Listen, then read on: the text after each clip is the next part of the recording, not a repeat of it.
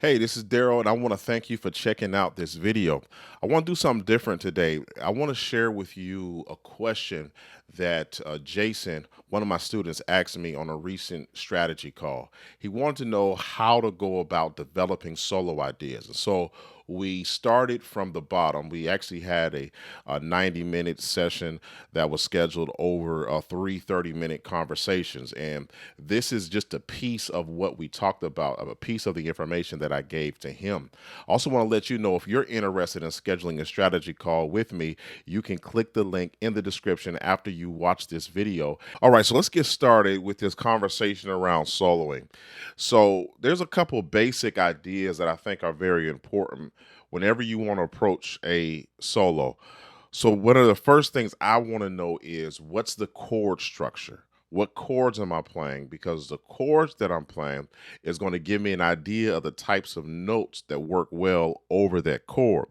So we're going to focus in on one chord today, and that's going to be the C minor 9. And I like this particular voicing. I'm going to spell it out for you. Got the C, got the B flat, got the D, got the E flat, and I got the G. So that's a really nice voicing, and I use that voicing all the time in gospel. I use it in R&B. I use that voicing in soul. It's just one of those voicings that's just versatile. So we have the C minor 9. I want to show you this other chord because we're going to use this chord today as a passing chord to get us back to that minor 9 chord. And this is that G7, sharp 9, sharp 5. We got the G7 really here. Got the G, got the dominant 7 of the G. And then here we have the rest of the chord in my right hand. Got the B, got the E flat, got the G, and the B flat. So those are going to be our two chords. Now, the chord that we're going to solo on is going to be the C minor, right? So there's a couple scales that are important, and so we could do. I'm going to talk about four scales, okay? So the first one would just be, let's just say, the natural minor. So let's see. So we got the C, D, E flat, F, G, A flat, B flat. Okay, so that's the first scale that we want to pay attention to. Another scale would be our pentatonic. I know some of you are more comfortable playing from a major perspective than you are from a minor perspective. A good note is that these two notes, whether C minor or E flat major, they're going to share pentatonic notes. So if you know your E flat pentatonic scale, it's going to work in a C minor setting. So let's just talk about those notes in that scale. Okay, so E flat, F, G, B flat, C. All right.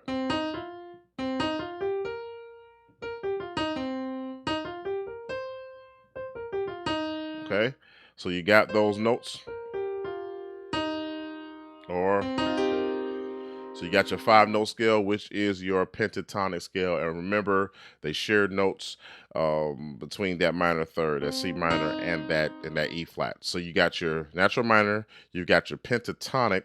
Also, I would encourage you to play the C blues scale. So let's talk about the C blues scale.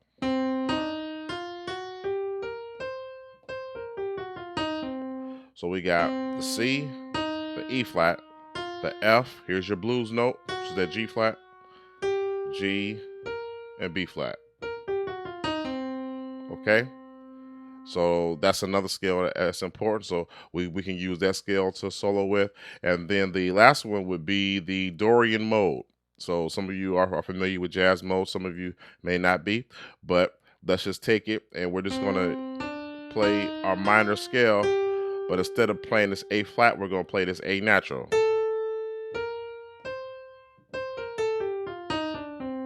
Okay, so that's our Dorian mode. Okay, So we've got all these scales. We got the natural minor, we've got the blues, we've got the pentatonic, and we have the Dorian mode. So all of these we can use to solo with. So what I wanted to do to help us to work through this is I put together a little quick groove, and I'm going to let you hear what the bass line is doing. The bass line for the groove, it's just playing C to G, G, C, on the C, G, C. Okay? So let's look at what these chords are doing. Right? G, C. Okay? All right, so let me just real quickly, make sure that I give you those chords. I already gave them to you. Remember that C minor 9? And that's the whole groove. And we want to solo over this. So you know what the groove is doing. You know what the bass line is doing.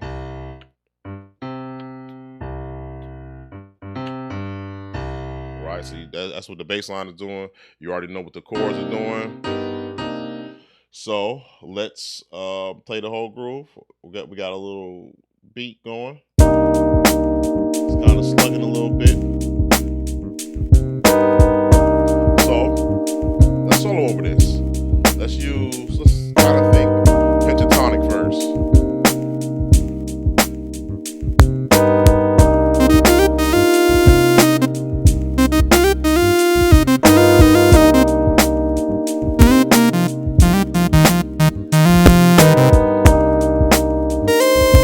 Let's go down blues. Okay. So let's just talk about what I'm doing. I'm using this. What is it? It's a super fat Moog just to play around with. But I wanted to get a sound that you could distinguish, so that we could talk about these soloing techniques. So what I'm doing is I'm taking notes that are similar to those scales, whether it's the pentatonic and even that natural minor, and I'm using this F as a grace note to the G. That this is a great technique, and then I'm going to grace from the E flat to the F.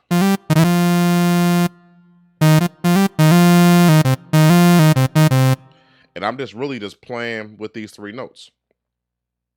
And I'm just using grace notes to kind of accent the different parts of the melody that I want to accent. When I want to accent the G, when I want to accent the F.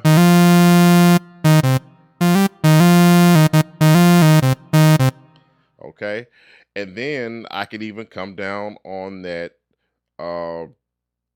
what's that blues note?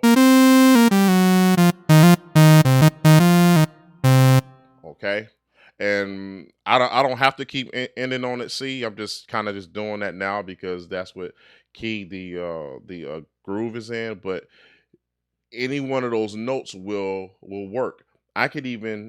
I was using that F to grace to the G. I'm using this E flat to grace to the F. Another nice one is to use the B flat to grace to the C.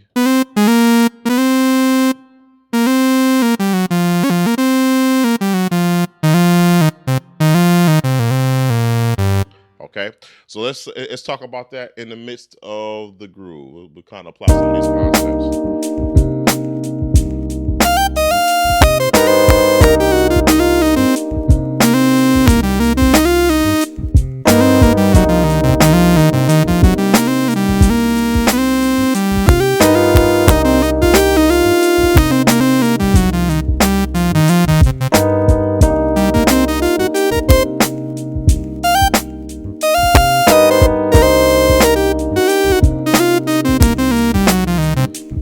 It's really just about playing around, kind of getting a sense of what works. That's all I would approach solo in my practice time, just playing around with those scales.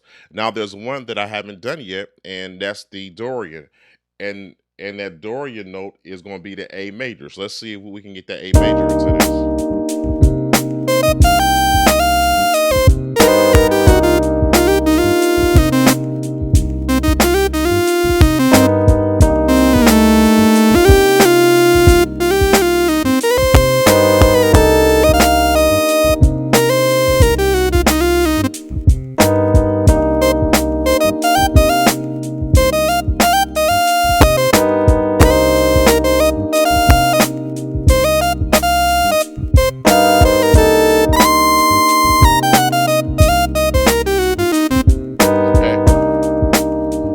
So I would even try to play around, figure out spots that I can get that Dory note in there, and it kind of adds a whole different flair and flavor to what you're doing. So take something like this, use with whatever DAW you have. You got GarageBand, you got Logic, you got Pro Tools, Cubase, or whatever it is that you use. I would encourage you just to program a little simple groove for yourself and just play around. Just work out different ways to add to that chord structure. So what I gave you was, you want to know the chord that you're on, and we're laying on a chord. Sometimes what musicians do, when you see like those long runs that are strung together, they're running over multiple chords and they know what scales work over different chords. Sometimes it's a variation between scales and arpeggios, but the idea is, once you know your chord structure, you want to know what scales work over that particular chord, and then you can play around with it. All right. So hopefully that gave you some stuff to think through and the kind of process. I really just want you just to get creative. Start with this C minor and use those four scales, come up with different melodies. Remember, the runs don't have to be blazing fast. I didn't do anything blazing fast. I just did some stuff that really sung over that. And it doesn't even have to, what I was just doing, it doesn't even have to just be with a sound like I was just using. It doesn't have to be with a super fat move. I can do those same riffs that I was doing, those same runs I was doing. I could do those piano, organ, whatever it is I'm playing at the time. All right.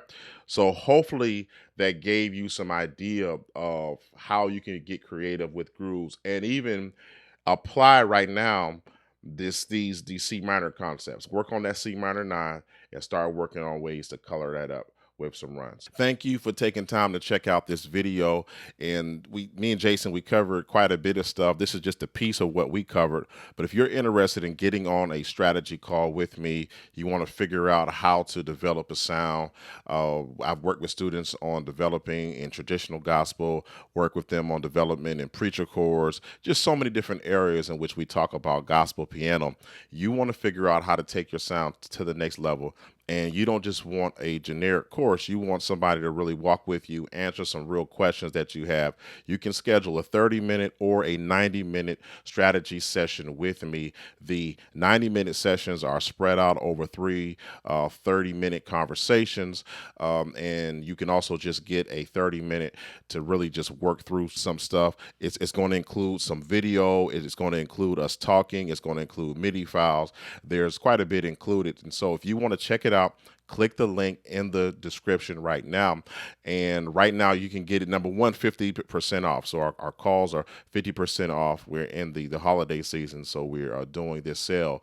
But we're also limited on the number of people that I can work with. So I can only schedule so many calls in a day and in a week. So I have 5 slots I know open right now for the rest of this week.